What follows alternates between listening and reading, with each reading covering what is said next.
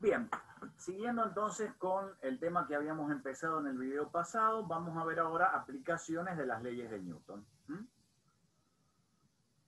Perfecto. Bueno, antes que nada mencionemos un caso muy particular que ya lo habíamos visto en la clase pasada, que ya lo habíamos mencionado en la clase pasada, que es la condición de equilibrio.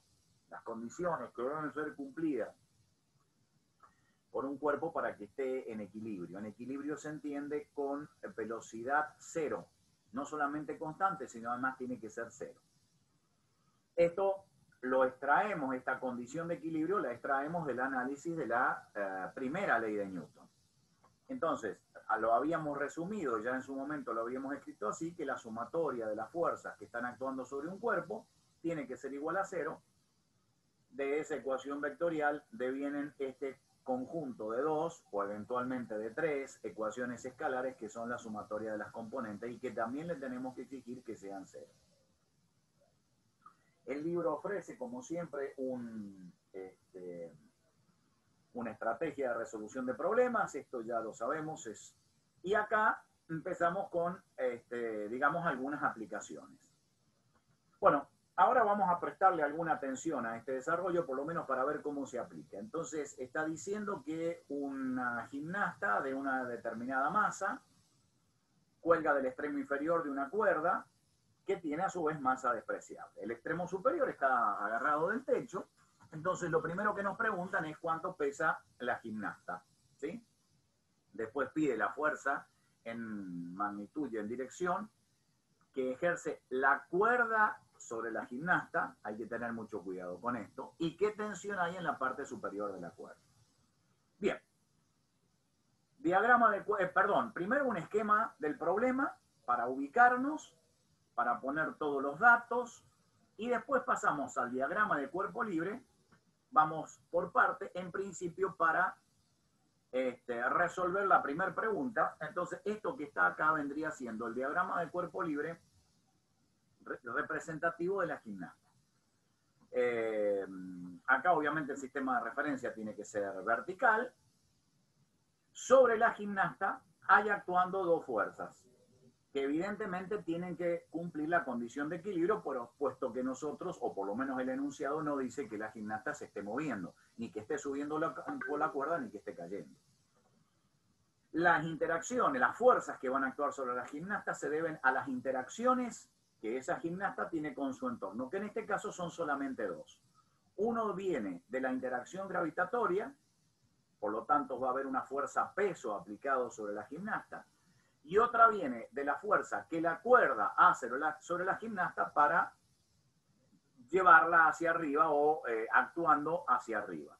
Entonces acá tenemos la tensión o fuerza, son equivalentes, de la cuerda sobre la gimnasta, la fuerza peso, interacción de la tierra sobre la gimnasta, ubicados en un sistema de referencia convenientemente elegido. Y una vez que tenemos el diagrama de cuerpo libre, entonces ahora podemos pasar al planteamiento de las ecuaciones. Obviamente, previamente tenemos que hacer el cálculo de la fuerza peso, masa de la gimnasta por la aceleración de la gravedad. Y entonces, para contestar la primera pregunta, ¿cuánto pesa la gimnasta? Imponemos la condición de equilibrio. La sumatoria de fuerzas que están actuando sobre la gimnasta debe ser igual a cero. Esto hace que la fuerza en este sistema de referencia, la fuerza que ejerce la cuerda sobre la gimnasta tiene sentido hacia arriba, coincidiendo con el sentido positivo de los ejes del sistema de referencia adoptado.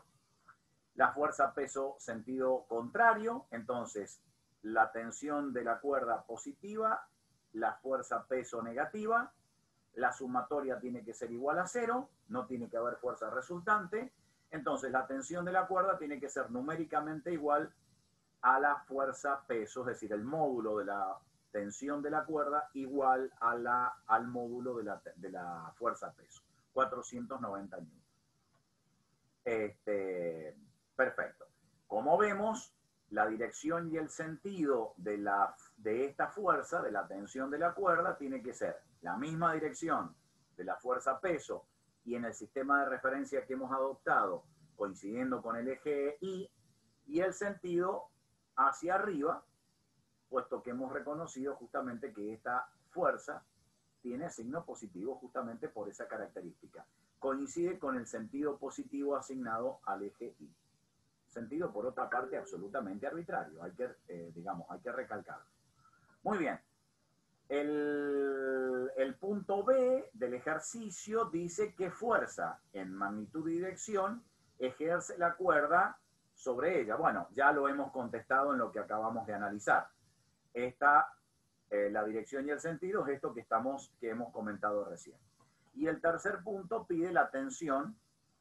¿Qué tensión hay en la parte superior de la cuerda? Bueno, ahora tenemos que cambiar la situación. Ahora tenemos que cambiar el diagrama o tenemos que otra vez confeccionar otro diagrama de cuerpo libre, ahora para la cuerda, porque tenemos que analizar las fuerzas que están actuando sobre la cuerda. Entonces, acá tenemos el diagrama de cuerpo libre correspondiente para la cuerda.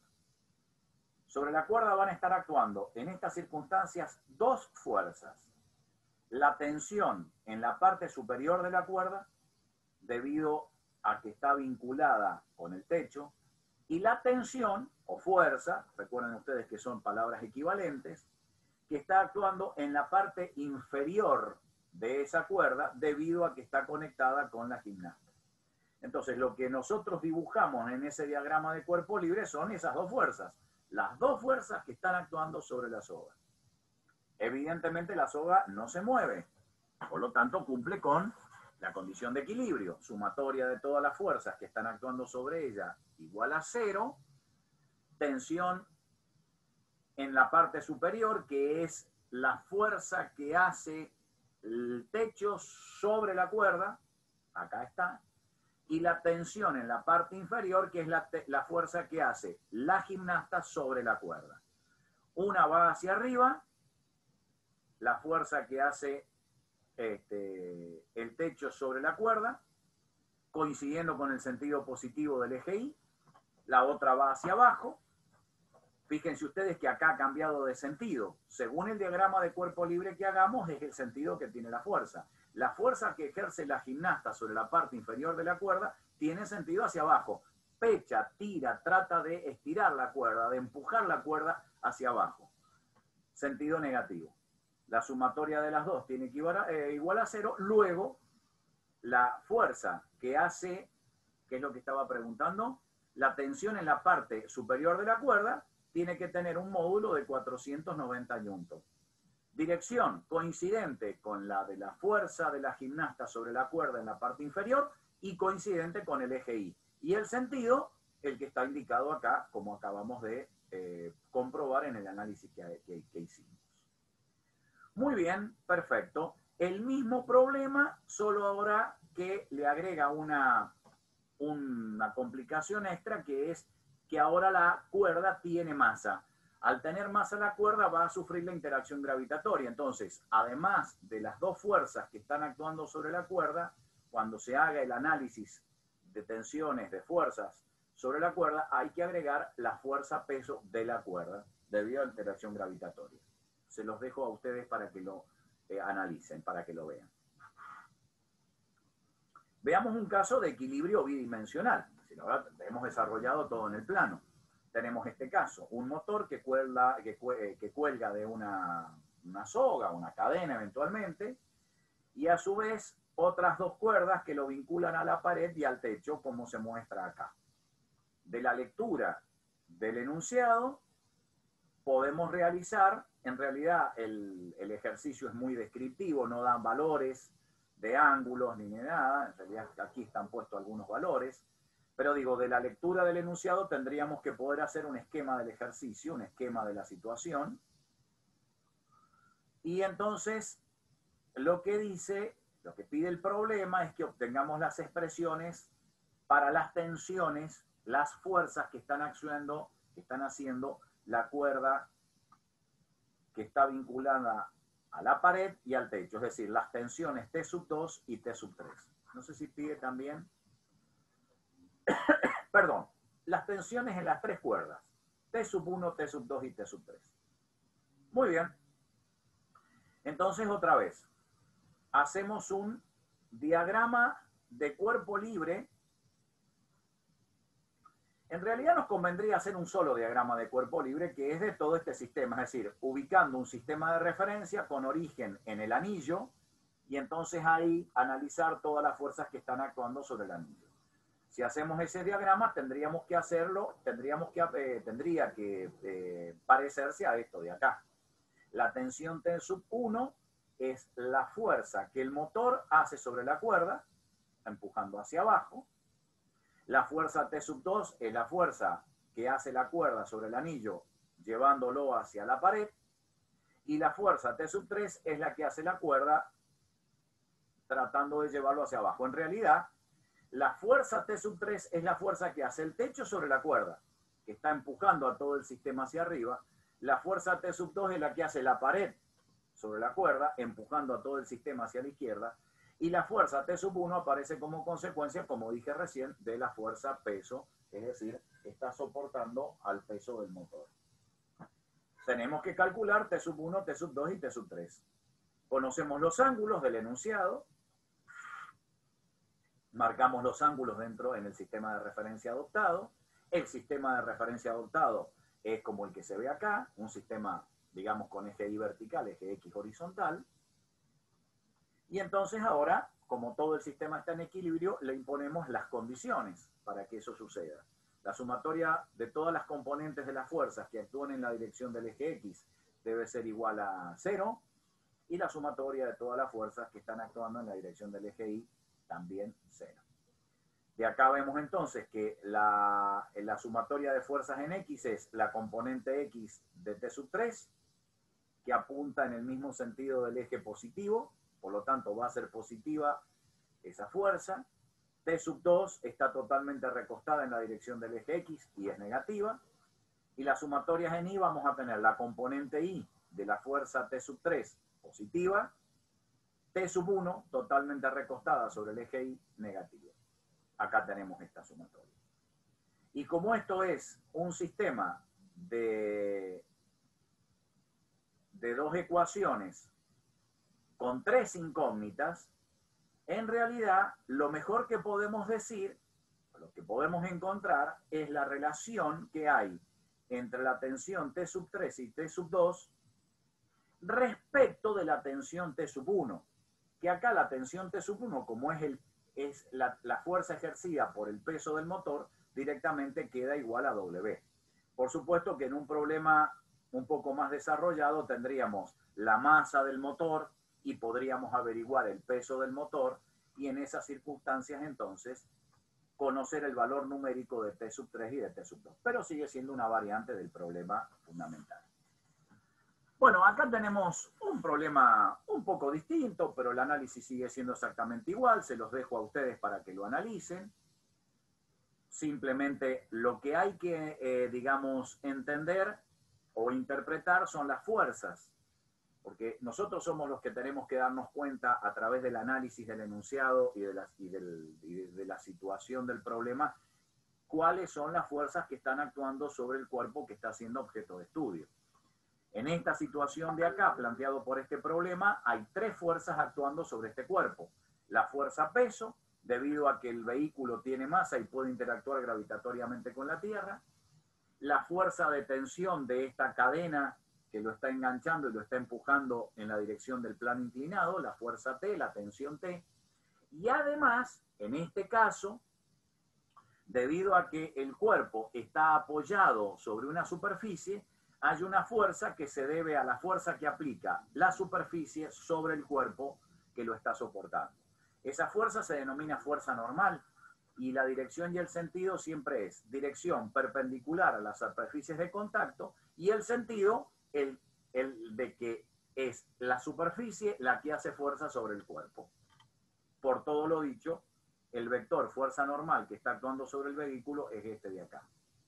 Una vez que tenemos identificadas las fuerzas, pasamos al diagrama de cuerpo libre dentro de un sistema de referencia que previamente hemos adoptado, y después imponer dentro de este sistema de referencia las condiciones de equilibrio, que son estas dos que están escritas acá. Bueno, muy bien. Esto es otra variante exactamente de lo mismo. No hay ninguna, yo creo que no hay ninguna complicación. Acá posiblemente lo que quede un poco, digamos, un poco distinto de lo que hemos venido analizando es la tensión, la fuerza que está aplicada sobre el carro debido a la cuerda. Acá está diciendo, déjenme ver,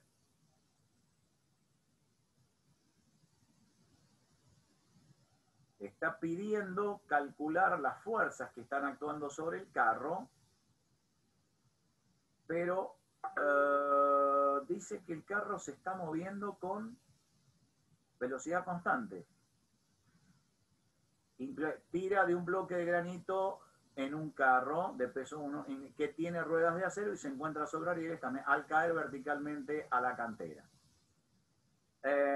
Bueno, no especifica si el sistema se está moviendo con velocidad constante, es decir, si esta cubeta se mueve con velocidad constante o está quieto. Aparentemente por el dibujo da indicaciones de que se está moviendo. Cualquiera sea el caso, siguen siendo válidas las condiciones de equilibrio, porque si el carro se mueve con velocidad constante, la sumatoria de fuerzas sobre él tiene que ser igual a 0.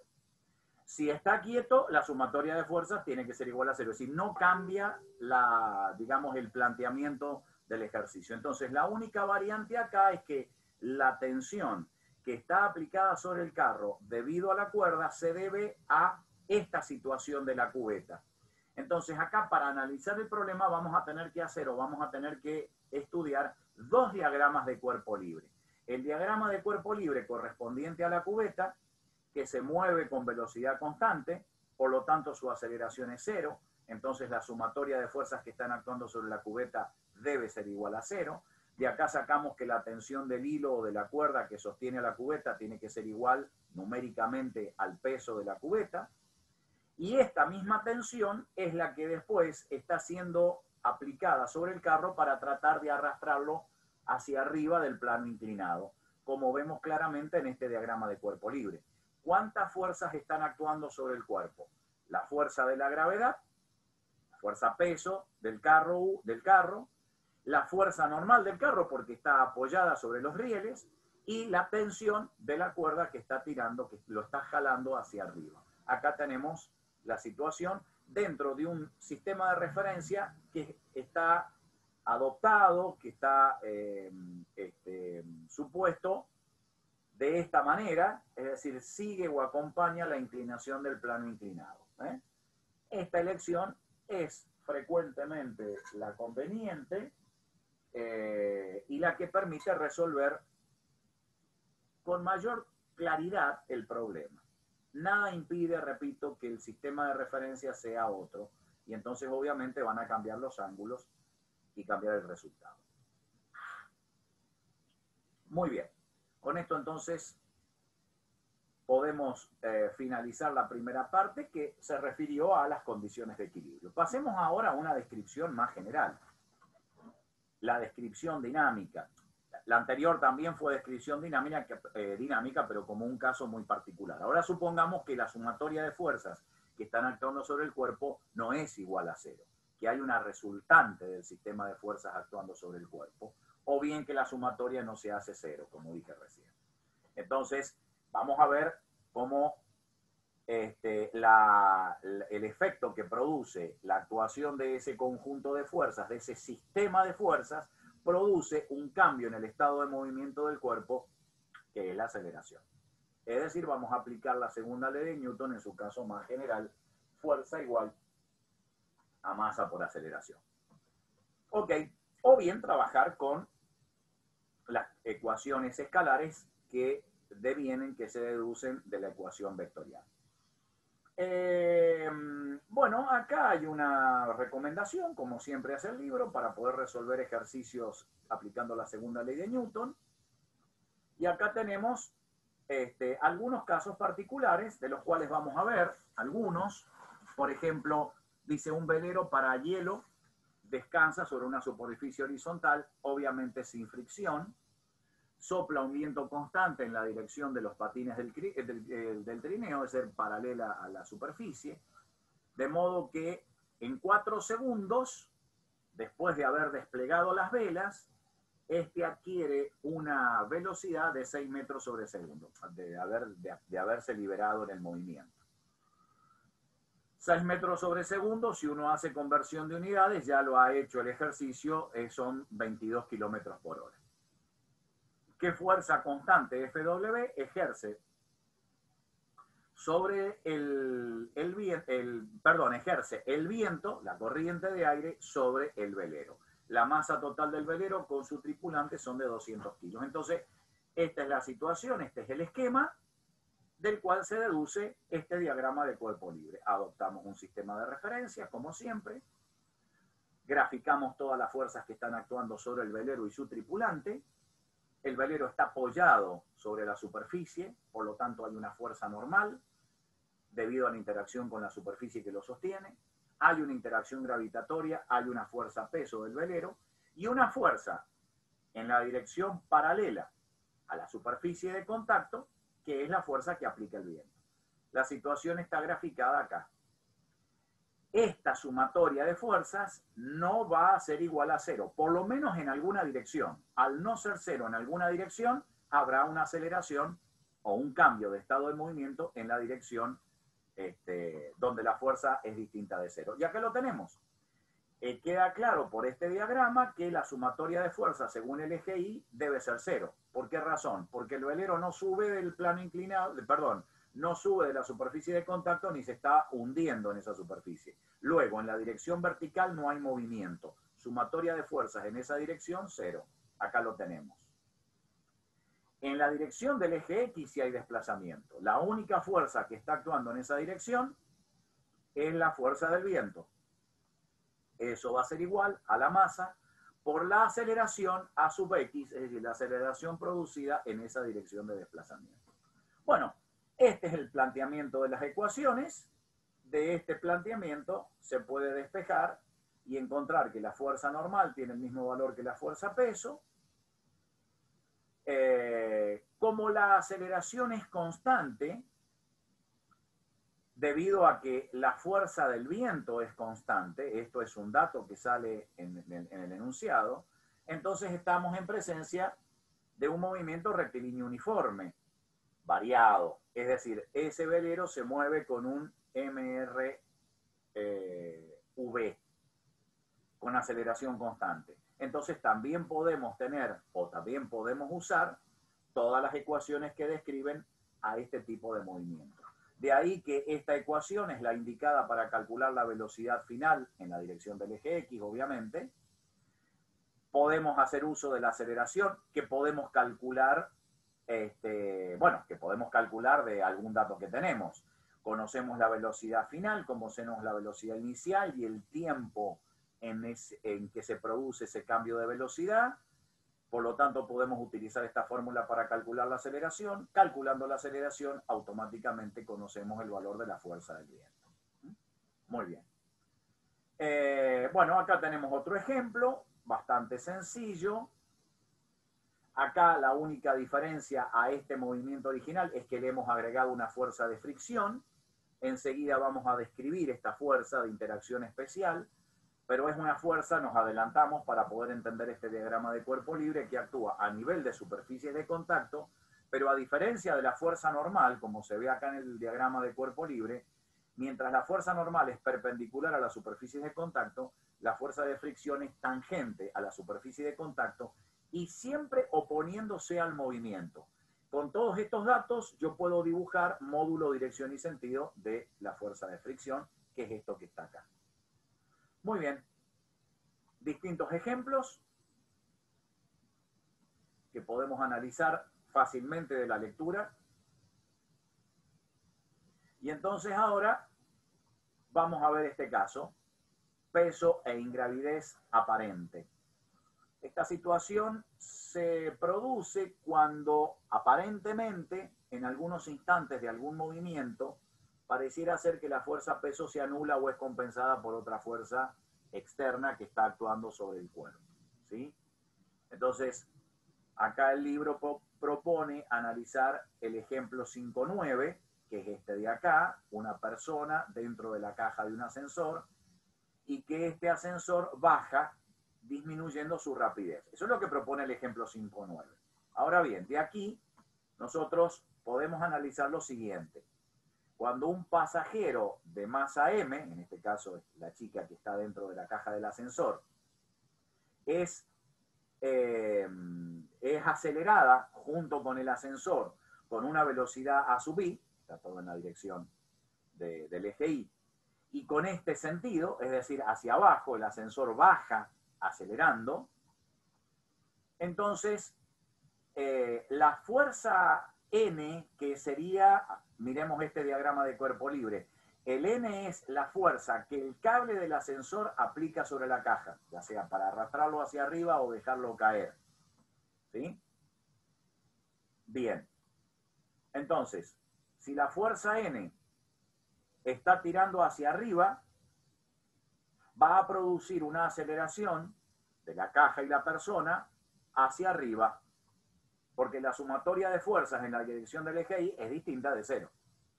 Eso implica, según este diagrama, que la fuerza que aplica el cable sobre la caja del ascensor tiene que superar al valor de la fuerza peso de la caja del ascensor más la persona para producir una aceleración en la dirección del eje Y distinta de cero.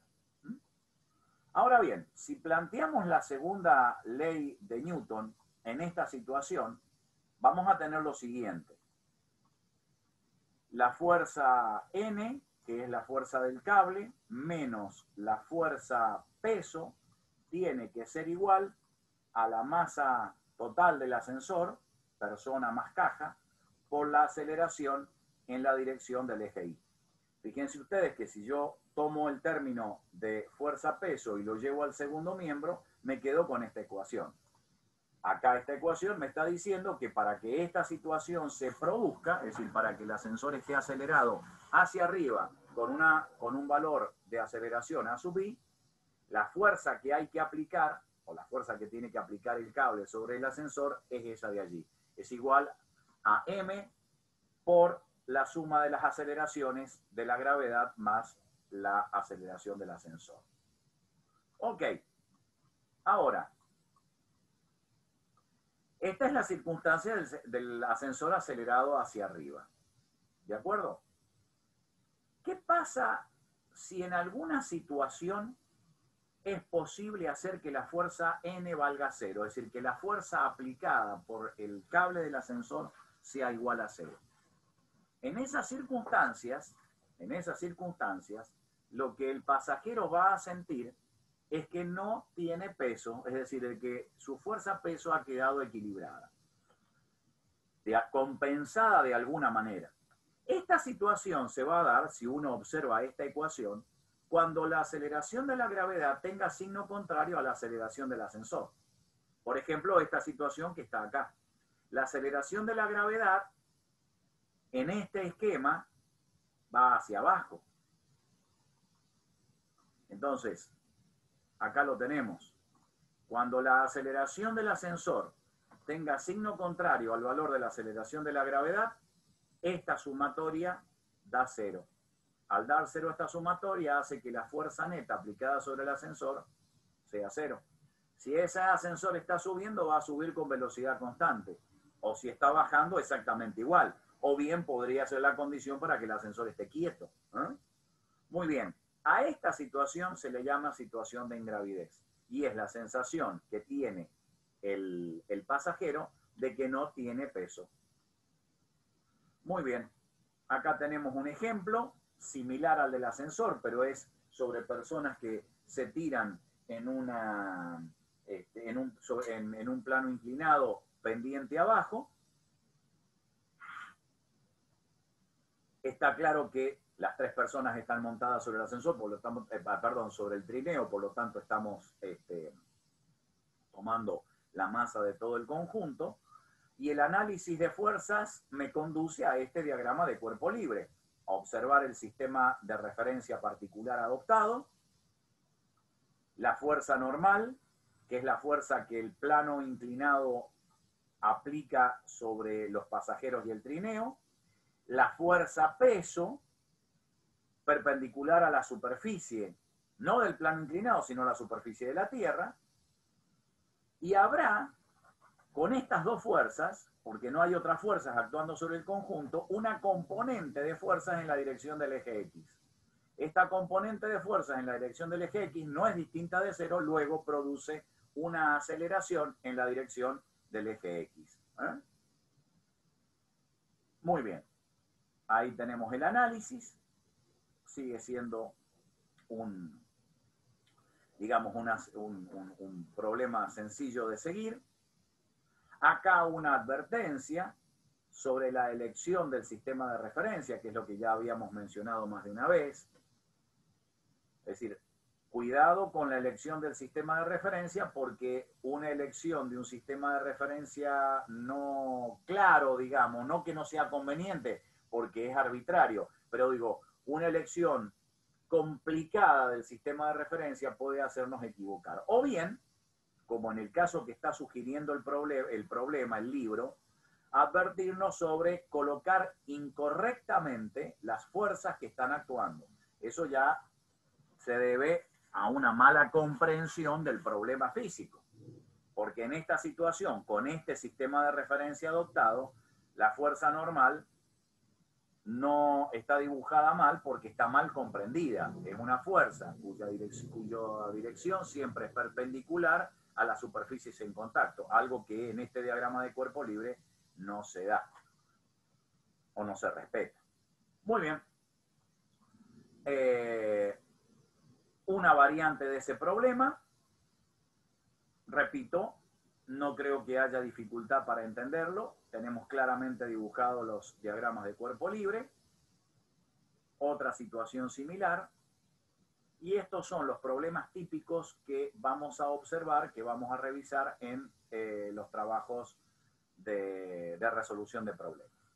Habíamos mencionado ya la fuerza de fricción, merece una explicación particular porque es otra de las fuerzas que frecuentemente vamos a ver actuando sobre los cuerpos. Por lo tanto, hay que entenderla un poco más o hay que hacer una descripción más precisa. La fuerza de fricción siempre aparece como consecuencia del desplazamiento de una superficie, de dos superficies, la superficie correspondiente al cuerpo y la superficie que está soportando el cuerpo. Cuando este cuerpo desliza sobre una superficie, aparece esta fuerza friccional debido a los mecanismos de fricción que no viene al caso comentar en este momento. Simplemente diremos que cuando un cuerpo intenta deslizar sobre una superficie, aparece como consecuencia de este deslizamiento, de este desplazamiento, una fuerza que aplica la superficie sobre el cuerpo. Las características de esta fuerza, llamada fuerza de fricción, se debe a que es una superficie que siempre actúa tangente a las superficies de contacto y siempre con un sentido tal que se opone al movimiento del cuerpo. Entonces, con estas dos pautas, es fácil reconocerla y, evidentemente, fácil dibujarla dentro de un diagrama de cuerpo libre. Ahora bien, existen dos situaciones que tenemos que observar que conducen a dos valores distintos de la fuerza de fricción.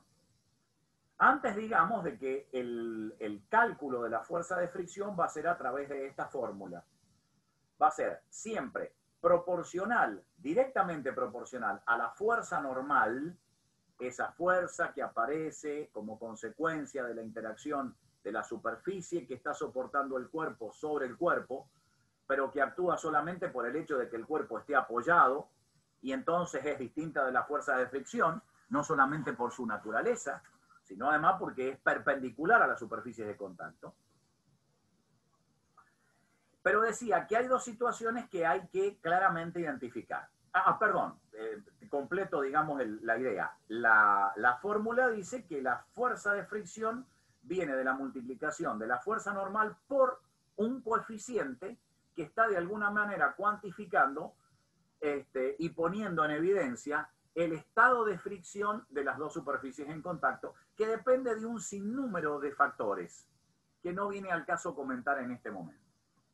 Ahora bien, existen dos situaciones distintas que hay que saber identificar. Podría existir una fuerza de fricción a nivel de superficies de contacto si el cuerpo está quieto, es decir, no desliza sobre la superficie que lo está soportando. Y entonces ahí hablaremos de una fuerza de fricción estática y está cuantificada a través de un coeficiente de fricción estático. Si la situación es dinámica, es decir, el cuerpo deslizando o tratando de deslizar sobre la superficie en contacto, entonces aparecerá una fuerza de fricción dinámica y que está cuantificada a través de un coeficiente de fricción dinámico, o cinemático, como se llama comúnmente. Muy bien, perfecto. Entonces, acá tenemos en esta tabla un listado de coeficientes de fricción estáticos y dinámicos. Presten atención de que los valores estáticos siempre son mayores que el dinámico. Esto es por la naturaleza de la definición de coeficiente estático de fricción. Y además presten atención a que el valor del coeficiente de fricción está dependiendo de las características de las superficies en contacto. Acero contra acero tendrá un valor. Aluminio con acero tendrá un valor distinto. Cobre sobre acero un valor distinto. Y así sucesivamente. Además, esto está dependiendo de no solamente de las características o de la naturaleza de las superficies en contacto, sino el estado en que están. Si están pulidas, si están ásperas, si hay un lubricante, una sustancia lubricante entre medio, en fin. Hay infinidad de situaciones que pueden hacer variar sustancialmente el valor de ese coeficiente, tanto del estático como del dinámico. Bien, entonces, dicho esto, en cada situación en particular donde tenga que ser contemplada la actuación de una fuerza de fricción, habrá que tener mucho cuidado en determinar si estamos en presencia de una fuerza estática, de fricción estática o una fuerza de fricción dinámica. Generalmente los enunciados de los problemas dan los valores de coeficientes de fricción y ellos mismos aclaran que son coeficiente estático o dinámico de fricción.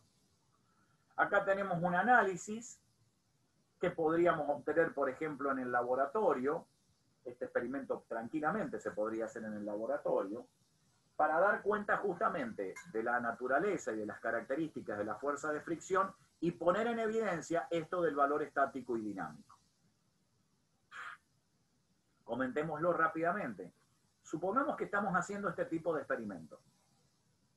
Una caja apoyada sobre una superficie y originalmente o inicialmente no hay ninguna fuerza extra aplicada sobre la caja. En esta situación hay solamente dos fuerzas actuando sobre la caja. La fuerza peso, debido a la atracción gravitatoria, la fuerza normal, debido a que esta caja está descansando sobre una superficie de contacto.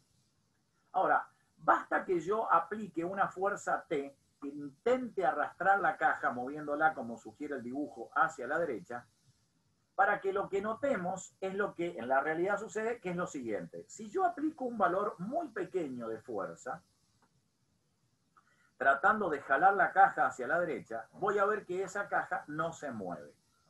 Entonces, evidentemente, ante esa situación, uno la analiza y dice, a ver, si antes de intentar tirar la caja, solamente la caja estaba en equilibrio y solamente habían dos fuerzas actuando sobre él en dirección vertical, en la dirección horizontal no había ninguna fuerza, lo cual sugeriría que todas las fuerzas que están actuando sobre el cuerpo sea igual a cero.